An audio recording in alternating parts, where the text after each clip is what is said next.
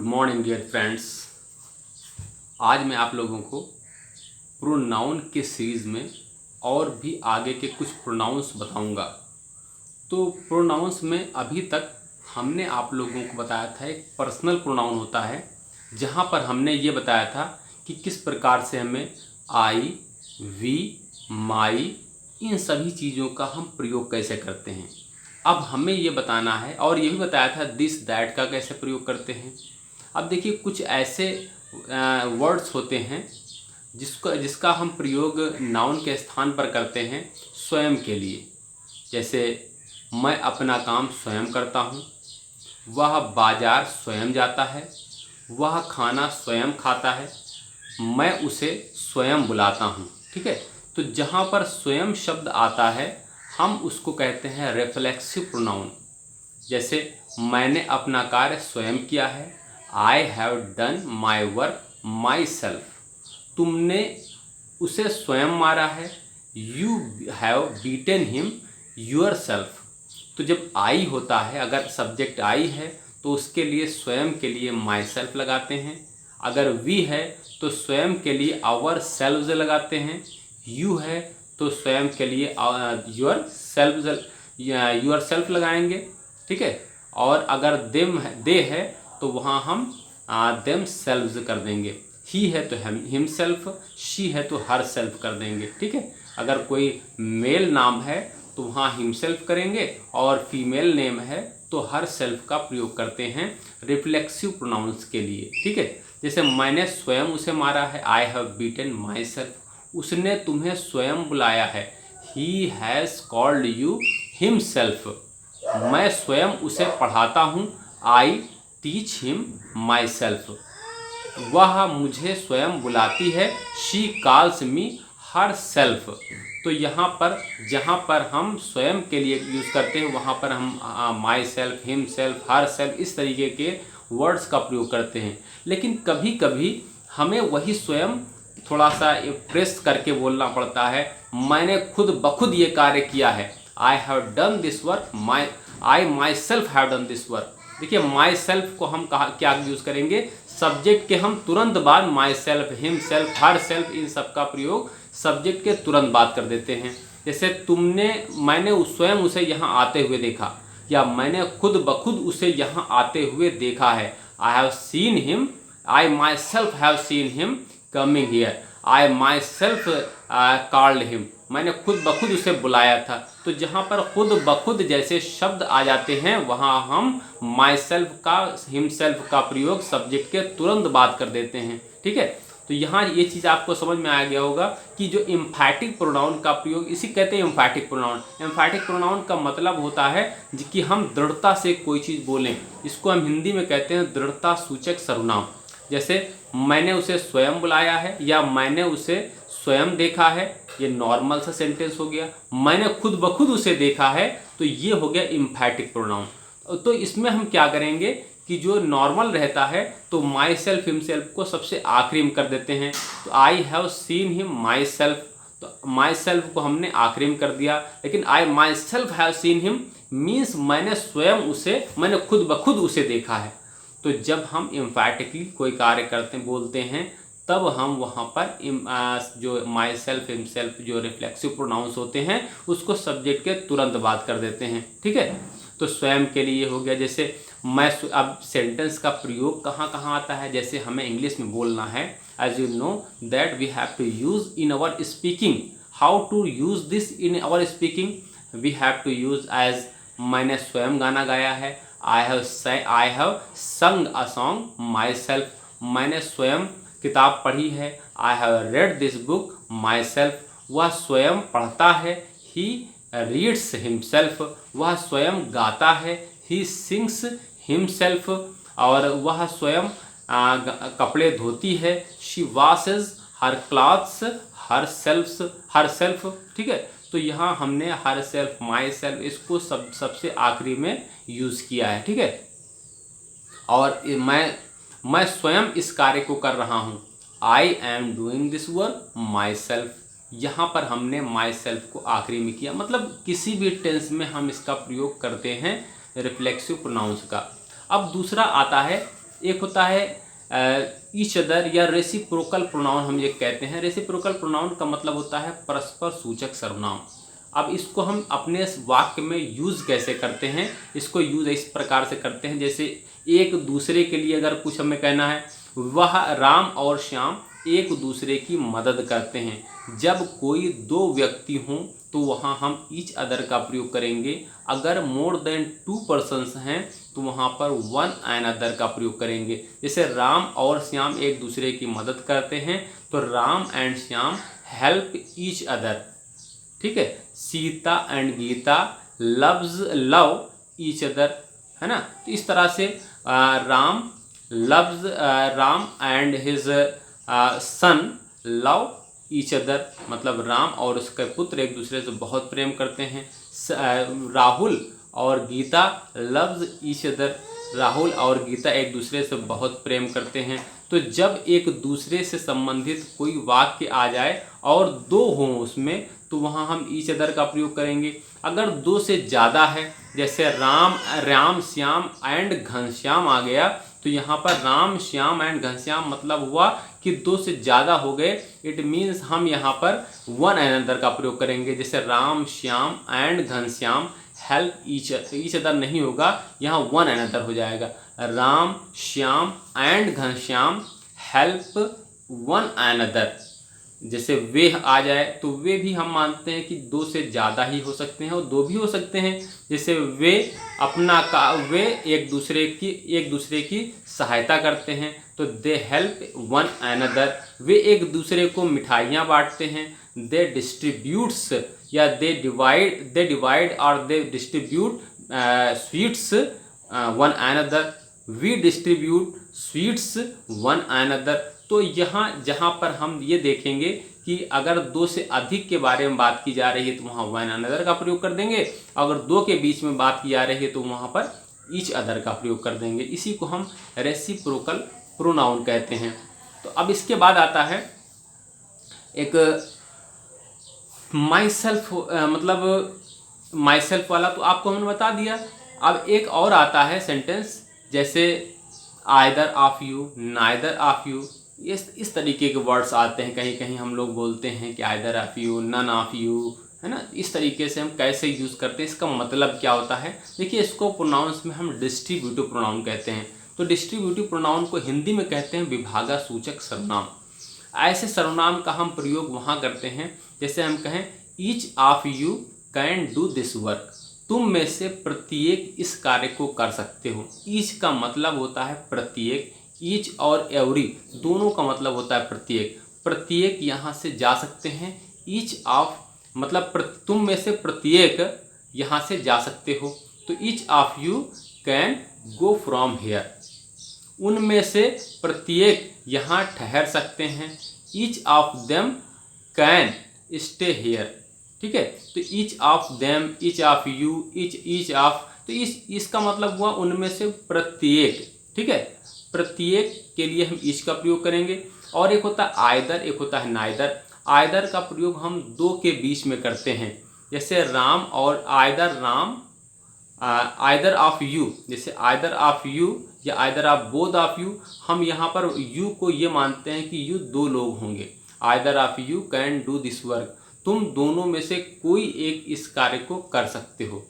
जहाँ पर either of आ जाए तो either of you can do this work, either of you can go from here, तुम में से कोई एक यहाँ से जा सकते हो। Either of you can lift this box, तुम दोनों में से कोई एक इस बॉक्स को उठा सकता है। तो आइदर ऑफ का मतलब होता है जब दो के बीच में हम विभाग करें तब हम वहाँ आइदर ऑफ का प्रयोग करेंगे। उसी का जस्ट अपोजिट नाइदर ऑफ होता है। मतलब neither of you can do this work, तुम में से कोई भी एक इस कार्य को नहीं कर सकता है। Neither of them can come here, उनमें से कोई एक यहाँ नहीं आ सकता है। तो नाइदर ऑफ का मतलब कोई एक नहीं आना और आइदर ऑफ का मतलब कोई एक ऐसा कर देना, दो के बीच में होता है यहाँ पर। अगर दो से अधिक हैं, जैसे ईच ऑफ यू हमने कहा, मतलब हुआ कि तुम में से प्रत्येक कर सकते हैं, हर एक लोग एक एक करके यहाँ पर इस कार्य को कर सकते हैं। और अगर नन होता है, none of you can do this work, तुम में से कोई भी इस कार्य को नहीं कर सकता है, मतलब अब कोई भी नहीं कर सकता। None of you can lift this box, तुम में से कोई भी इस बॉक्स को नहीं खोल सकता है। None of you can cut this tree, इस पेड़ को तुम में से कोई भी नहीं काट सकता है। None of Ram Shyam and Ghanshyam can open the door, इस दरवाजे को राम श्याम घनश्याम में से कोई भी नहीं खोल सकता। अगर नाइदर ऑफ कहेंगे, अगर राम श्याम अगर हो तो वहाँ नन का प्रयोग नहीं करेंगे, जैसे neither of Ram and Shyam can open this door, मतलब दो हैं तो नाइदर ऑफ का प्रयोग करेंगे। आइदर है वहाँ पर भी दो का प्रयोग करेंगे, ठीक है। ईच है तो वहाँ पर प्रत्येक, मतलब कई में से प्रत्येक हो गया, ठीक है। तो ईच हो गया, आइदर हो गया, नाइदर हो गया, नन हो गया। इन सभी के बारे में विस्तार से हमने बताया। इन सभी चीज़ को, सभी प्रोनाउंस को आप अच्छी तरह समझ गए होंगे किस प्रकार से हमने इसका प्रयोग किया।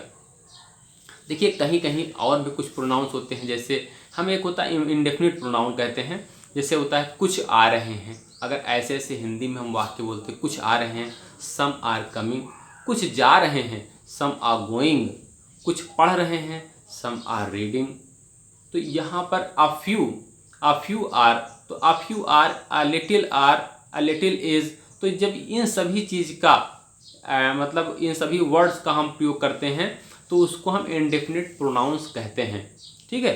तो इंडेफिनिट प्रोनाउन में हम क्या करते हैं, ऐसे वर्ड्स आते हैं उसके बाद जस्ट सम के बाद डायरेक्ट हम वर्ब का प्रयोग कर देते हैं। सम आर कमिंग, कुछ आ रहे हैं, तो ऐसे शब्द के बाद डायरेक्ट हम वर्ब का प्रयोग कर देते हैं। तो इसको हम कहते हैं। और एक होता है जैसे हम कहें कि ये वही लड़का है जो यहाँ आया था, तो जब जो शब्द बीच में आ गया इसको हम रिलेटिव प्रोनाउन कहते हैं। यह वही लड़का है, this is the boy who came here, this is the boy who came here, ये वही लड़का है जो यहाँ आया था। ये वही किताब है जिसको मैं पढ़ता था, this is the book which I read, यह वही गाना है जिसे मैं गाता था, this is the song which आई सैंग। देखो जब कोई व्यक्ति होता है तो वहाँ हम हु का प्रयोग करते हैं। ये वही घर है जहाँ मैं रहता था, ये this is the house where I lived. जब कोई स्थान होता है वहाँ हम वेयर का प्रयोग करते हैं, और जब कोई वस्तु होता है वहाँ पर हम विच का प्रयोग करते हैं। जैसे कोई व्यक्ति के लिए ये वही आदमी है जिसने मुझे मारा था, दिस इज़ द मैन। अब मैन क्या है, एक आदमी है, तो आदमी के लिए, व्यक्ति के लिए हम हु का प्रयोग करेंगे, this is the man who beat me, who beat me, ये वही आदमी है जिसने मुझे कलम दी थी, this is the man who gave me a pen. तो यहाँ पर क्या हमने देखा कि मैन है, व्यक्ति है, तो हमने वहाँ पर हु का प्रयोग कर दिया। अगर कोई वस्तु है, जैसे ये वही कुर्सी है जिसको मैंने तोड़ी थी, this is the chair which I broke, ये वही पेड़ है जिसको मैंने काटा था, this is the tree which I cut. तो यहाँ पर जब वस्तु कोई देखा तो वहाँ हमने विच का प्रयोग कर दिया। अगर कोई स्थान हो जाए वहाँ हम वेयर का प्रयोग करेंगे। या वही घर है जहाँ पर तुम आए थे, तो this is the house where. अब देखिए ये घर क्या है, स्थान है, this is the house where you came, ये वही मैदान है जहाँ तुम मैच खेलते थे, this is the field where you played the match, ठीक है। तो मैदान के लिए हमने क्या यूज़ किया, वेयर का यूज़ किया। वेयर का मतलब जहाँ होता है, हु का मतलब जो होता है। अगर हु के बाद डायरेक्ट जैसे बीच में आ गया, हु बीच में शब्द आ रहा है तो हम इसको रिलेटिव प्रोनाउन कहते हैं। विच बीच में आ गया, रिलेटिव प्रोनाउन हो गया। वेयर भी बीच में आ गया तो इसको भी रिलेटिव प्रोनाउन कहते हैं। इन सब का मतलब, विच का मतलब जो, हु का मतलब जो, वेयर का मतलब जहाँ, इन सब की मीनिंग में अंतर आ जाता है, ठीक है। तो तीनों का आपने प्रयोग देखा, कहाँ हम विच का प्रयोग करेंगे, कहाँ वेयर का प्रयोग करेंगे और कहाँ हु का प्रयोग करेंगे। इन सभी के बारे में अच्छी तरह से समझें।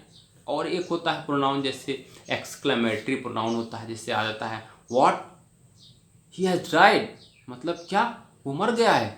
तो क्या शब्द अचानक जब हम बोलें, क्या, तुम क्या कह रहे हो, तो व्हाट आर यू सेइंग, तो व्हाट जो बीच में हमने पहले व्हाट शब्द कर यूज़ किया, तो उसके लिए हम क्या करते हैं, उसको भी कहते हैं एक्सक्लेमेटरी प्रोनाउन, वो भी एक प्रोनाउन ही है। क्या शब्द जो अचानक निकले मुँह से, वो भी क्या एक्सक्लेमेटरी प्रोनाउन है।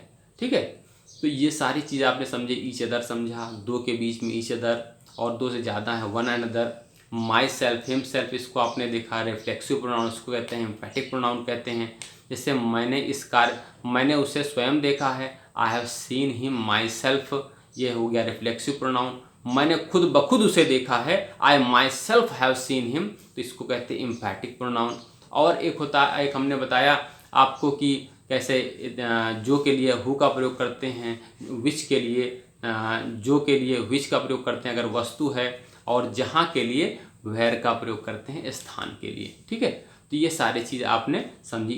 ईच ऑफ यू का मतलब तुम में से प्रत्येक, ईच ऑफ देम उन में से प्रत्येक, either of you, either of both of you, या आइदर ऑफ यू बोथ, तो इसके लिए हम क्या करते हैं, आइदर ऑफ नाइदर ऑफ का प्रयोग करते हैं। और नन के लिए none of you can do this work, तुम में से कोई भी ये कार्य नहीं कर सकता है।